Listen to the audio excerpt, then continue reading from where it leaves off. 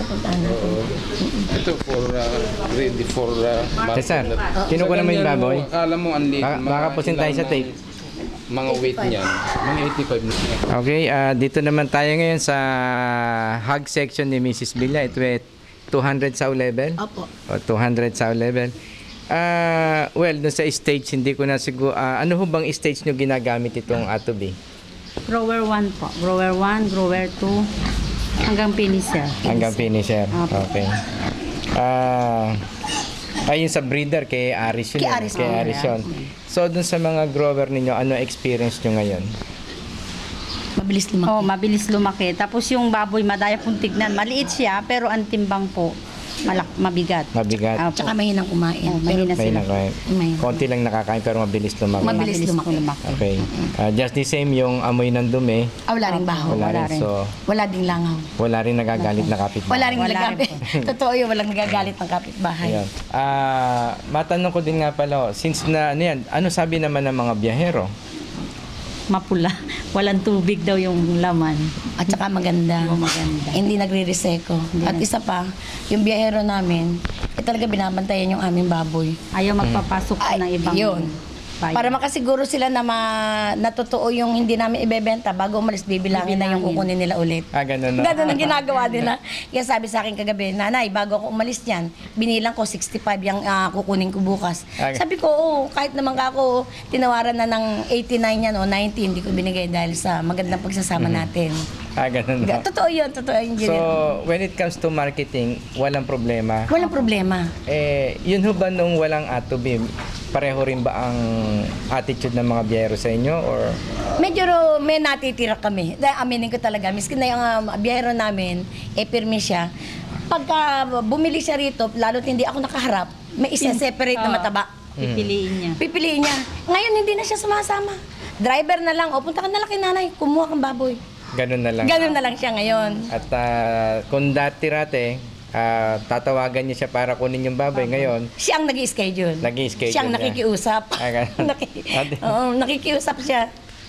Hindi maganda. Napakaganda, engineer. When it comes to profit margin, again, hindi ko tatanungin. Ayan, huling Dahil- ulit. Dahil sikreto eh. Secret. Magkano ba ang going price ngayon sa Dito sa amin? live weight? Ngayon, 89. 89. Opo. 89. Pero dun sa iba, hindi ganyan. 82, 84, 86, 87 ang pinakamataas. Dito lang sa amin, ganyan kasi magandang baboy namin. Sabihin ko, aaminin ko talaga yon. Nakakapag-demand kami ng presyo. Ngayon. Opo. Totoo yun, nakakapag-demand ako. Nakalimutan ko palang tanong. Nasubukan niyo bang tikman yung grown yun ninyong baboy? Oo, napakasarap. Parang native. Mhm. Ang ganda, alanlansa. Para din yun sa manok. Manipis ang tabak. Kahit mukhang mataba, pero pag kinatay mo, puro siya laman. Puro laman. Yun, puro Yung siya parang laman. ganyan, kala mo Oh, mataba. Ayan, hindi. Laman yan. Laman. Siksik talaga. Siksik yan. Oo, siksik. Mm-mm. Kaya ang bayar hindi na kinukurot na gano'n ng balat. Kasi ang bayar, pagka kinurot na gano'n ang balat ng baboy, duda siya. Mataba. Mataba ang baboy.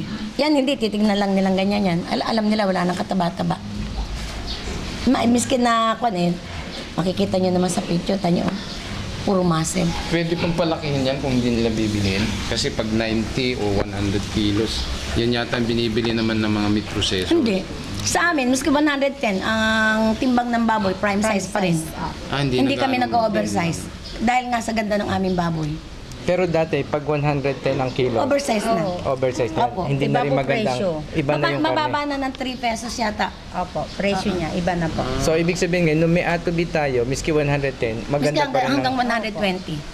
Makikita mo doon sa record Namin. Hindi po ganun. nagsisinungaling po yung Oo. record. Naku, yan ang magandang weight na ibebenta, 100 and 120. Maganda ang kita ng mga figure doon. Maganda ang kita dyan eh. Maganda. Basta nakapagpalaki ka ng baboy, gano'n. Malaki na ang kita mo doon. Kasi yung iba, mga 85 kilos lang eh, para to get the prime meat. The prime, yung prime size nilang tawagin.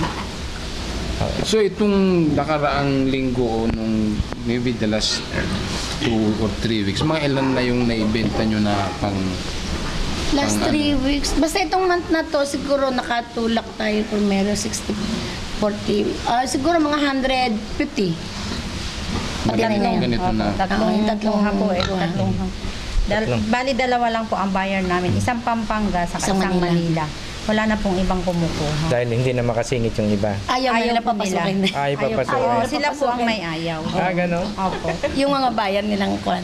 Yung mga kumuha sa taga amin, rito sa amin na ahente, hindi makapasok. hindi makapasok. Kasi pag alis po nila, titignan na po yan kung ilan po yung natira. Babalik ka nila. Kontratahan. Oo, Kontrata na. sabi niya, ako ang susunod ulit. Susunod. Which before, hindi naman nila ginagawa. Ay, hindi. Hindi Naku, nakikiusap kami. Tatawagan po na. Yun nga lang ko. Nung bang mas bumilis ba yung return of investment nyo? Yung ibig sabihin, yung number of times ng harvest nyo compared before? Opo. Mas mabilis Mas ngayon mabilis. Mas mabilis na yun. ang turnover. Ayun. Kasi minsan grower pa lang yung baboy, tapos malaki siya, Mabilis maglaki. mabilis lumaki. Kinukuha po yung kahit wala pa siya sa finisher. Ganon. Opo. Kunyari po to, grower pa lang siya, tapos may mga malalaki na, pipiliin po lahat yung malalaki. Ay. Pero nasa grower stage pa po siya. Bali 4 ganun. months pa lang Oo, yan. 4 months pa ganun. lang. Oo, Opo. Pwede po namin ibenta yung kasi malaki na po. Malaki naman. Oo nga. Tapos Fast mabigat growing. siya. Itong mga ganito, ilang buwan na hong inalagaan nyo to? Yun nga, pinakamahaba yung 5 and a half. Opo, 5 na. Mula 4 sa, to 5, mula oo. sa, Mula sa day old. Day old. Opo, day old. Yun ang kaibahan ng pag gumamit kami ng atubi. Dati naabot kami ng 6 months eh. 45. 6-7 no? Six, Hanggang seven. 7. Opo. Pag 6-7 naman po, Months, ano? matanda na. Sabi nila matanda na. Tsaka talo ka na sa Opo, Malaki, sa malaki pins. na yun. Oo. Lalo na po sa pins. ngayon, naka 110, 120, maganda pang presyo. Opo, parehas po ang presyo.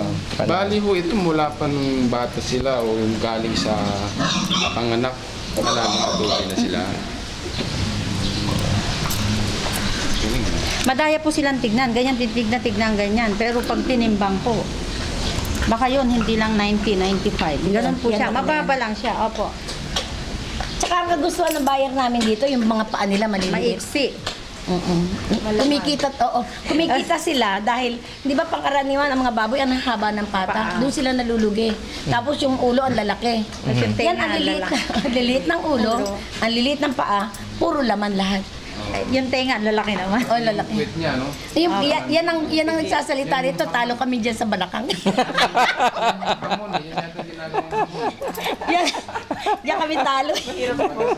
Kumbaga sa babae, sexy. Yan ang pinaka-sexy. Pero po yung Marilyn Monroe yan.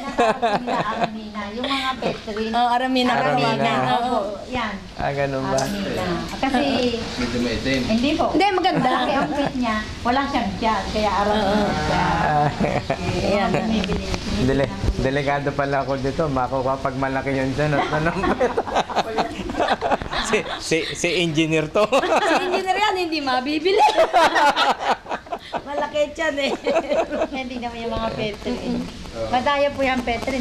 Meron pang, akala mo 50 kilos lang, tapos tinitimbang na siya ng 80, 85. Pag tinitignan nyo lang po siya sa itsura. Oo. Kala 50, parang 50 kilos, pero pag actual 80, 85. Opo, madaya po dito kasi minsan kami po nagpupustahan. Eh yung hindi nag-aalaga ng baboy, pumupusta siya, hindi niya alam na kami, tansyado namin kasi kami po nag-aalaga. Eh nagbibigay po sila ng soft drinks, pustahan po sa soft drink. Opo. Sabi nga, na-experience kaya sa Batangas, pustahan sila. Sabi niya, makaya ko yan. Sabi niya, hindi mo kaya. Hindi, kaya ka dahil ilang kilo lang. Pagbuhat niya, hindi niya nabuhat. Nagtaka siya. Ang bigat-bigat daw. Yun. Anyway.